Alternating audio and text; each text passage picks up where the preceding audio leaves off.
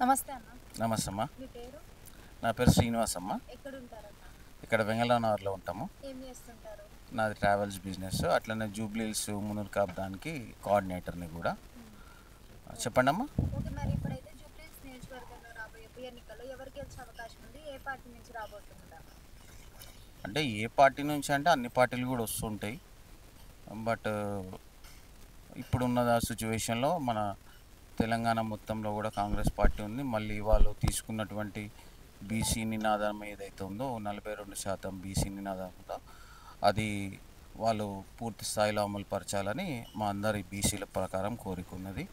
సరే, అలాగే మరి ఈ రాబోయే ఉప ఎన్నికల్లో ఎవరైనా బలమైన బీసీ అభ్యర్థికి ఇస్తే పార్టీ నుంచి, కాంగ్రెస్ పార్టీ నుంచి అలా బాగుంటుందని కోరుకుంటున్నాం.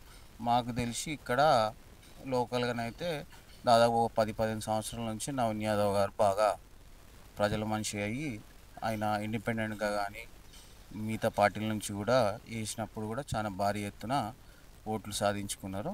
సరే, ఇప్పుడు రాబోయే ఉప ఎన్నికలలో ఆయనకు కూడా మరి బీసీ నినాదం ఉన్నది కాబట్టి కాంగ్రెస్ పార్టీ నుంచి ఆయనకు టికెట్ ఇస్తే బీసీ నినాదాన్ని బలపరిచినట్టుగా బీసీ లోకం అంతా అనుకుంటారు. జూబ్లీహిల్స్లో కూడా బీసీ ఓటర్స్ చాలా భారీ ఎత్తున ఉన్నారు. వాళ్ళు కూడా ఓటింగ్ శాతాన్ని మరి ఏ బీసీ క్యాండిడేట్కి అయితే ఇస్తారో వాళ్ళ ఓటింగ్ వాళ్ళకి వేసి బలపరుస్తారని మేము అనుకుంటున్నాము.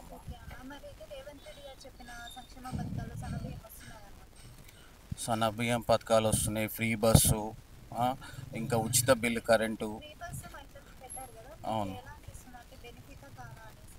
మహిళలకు చాలా బెనిఫిట్ అమ్మా. ఎందుకంటే వాళ్ళు కొంతమంది వర్క్ చేసుకుంటుంటారు, కొంతమంది లేబర్స్ ఉంటారు, కొంతమంది అఫీషియల్స్ ఉంటారు. వాళ్ళకు ఏ ప్రకారం అయితే వాళ్ళు యూజ్ చేసుకుంటారో వాళ్ళకు ఆ ప్రకారం అది అందుబాటులో ఉంటుంది.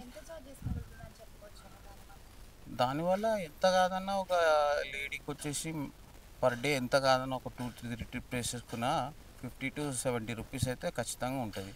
అంటే ఇక మంత్లీ వచ్చేసరికి దాదాపు 2-2.5 వేలు గవర్నమెంట్కే అది సబ్సిడీలో ఉంటుంది కాబట్టి. ఫ్రీ కరెంట్ ఉన్నది. ఇంకా ఇప్పుడు లాస్ట్ గవర్నమెంట్ చేసినటువంటి కొన్ని వాటి వల్ల ఈ గవర్నమెంట్ కొంచెం కరెంటు పరంగా తేడా సప్లైలో కొద్దిగా ఉన్నది. సో అది కూడా కొద్దిగా ఇంప్రూవ్మెంట్ అవుతుందని అనుకుంటున్నాము. ఓవరాల్గా చూస్తే బాగానే ఉందమ్మా. ఇప్పుడిప్పుడే అంటే ఇంకా దాదాపు 10 సంవత్సరాల నుంచి కూడా వాళ్ళకి అధికారం లేదు. మరి వచ్చి కూడా సంవత్సరంన్నర అవుతుంది. దానికి తోడు లాస్ట్ గవర్నమెంట్ చేసినటువంటి కొన్ని అవినీతి కార్యక్రమాలు అవి ఇవి ఇప్పుడు వెలుగులోకి వస్తున్నాయి. సో వాటిని అన్నీ కూడా ఆలోచించుకొని ముందుకు తీసుకెళ్ళాలి స్టేట్ని అంటే కొంచెం కత్తి మీద సాము లాంటి బాధ్యతనే. సో ఇప్పటివరకు అయితే ఉన్నటువంటి పరిస్థితులలో అయినా బెస్ట్.